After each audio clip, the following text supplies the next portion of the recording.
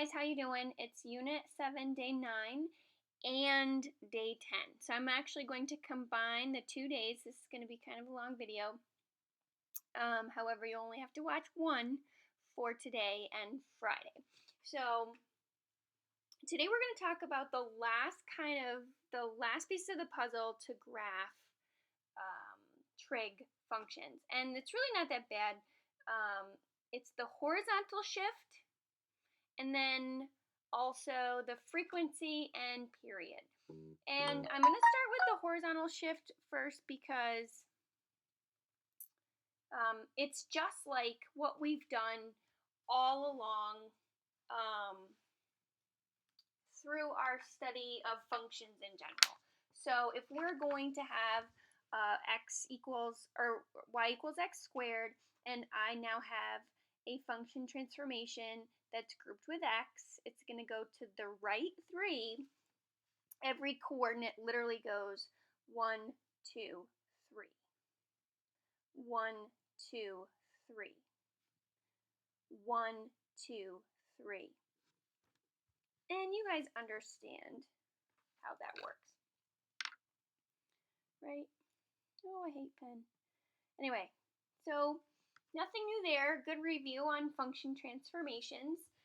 Same thing here. If it's grouped with x, right, we have our parent function of y equals x squared. If it's grouped with x, I'm going to move to the left 4, right? Correct? I shouldn't say right. To the left 4. So 1, 2, 3, 4, and then I can just apply my parabola pattern, right?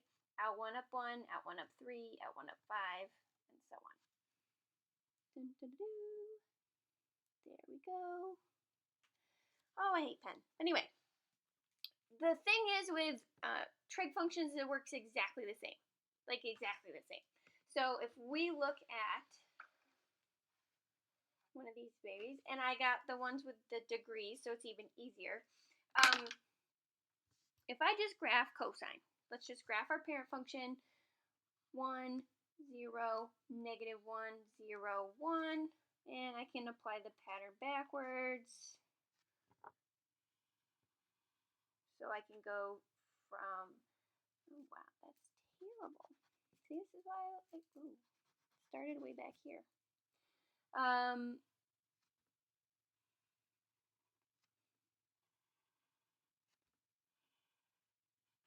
Okay, and this is why I can go all the way from negative 360 to full cycles, right? This is one full cycle of cosine. I can go from valley or peak to peak, right? If I were to draw a horizontal line from here to here at the maximum value, or for the minimum value at that time too, it also tells me how long it takes for one full cycle of cosine to complete, right? From negative 360 to 0, which is 360 degrees or 2 pi, and the same thing, right? All of these values that I'm now currently drawing, they're repeated, right? If I took this, it's like a stamp, and then a stamp every 2 pi. We call that a cycle, right?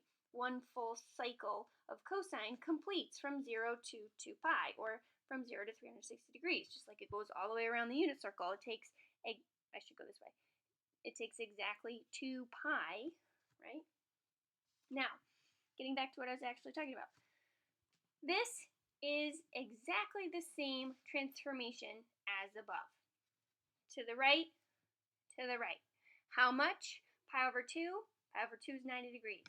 So, this point, oh, my kids stole my colored pencils. Those little rascals. Okay, so, I'm going to spare the pen. I want to go 90 degrees to the right. This point goes here. This point goes here. This point goes here. This point goes here. Everything gets shifted to the right. This point goes here.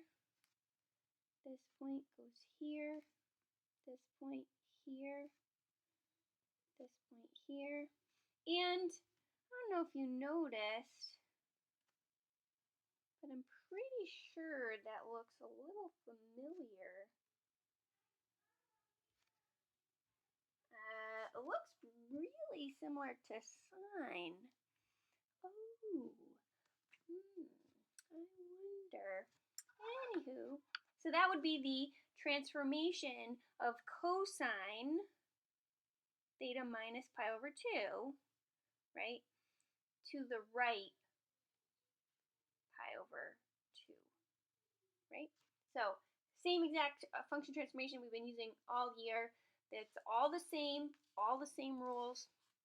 You know, we should make it fancy, put arrows on the end because I didn't give you a limit. And moving on.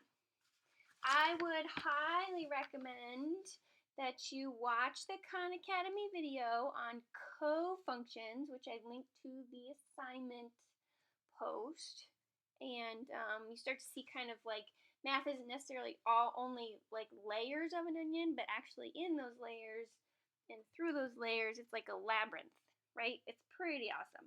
So now we can start to graph a little bit more of complicated functions. And I'm going to go get those colored pencils.